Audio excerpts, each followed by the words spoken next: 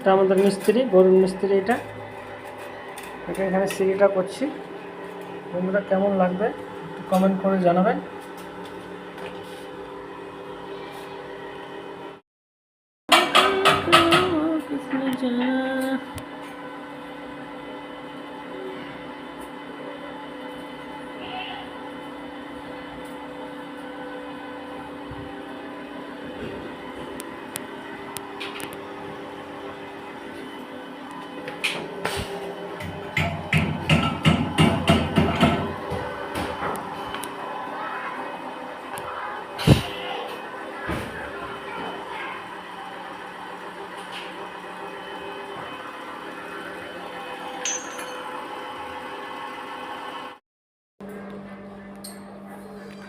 পরে ভরবো, আগে এটা করলাম।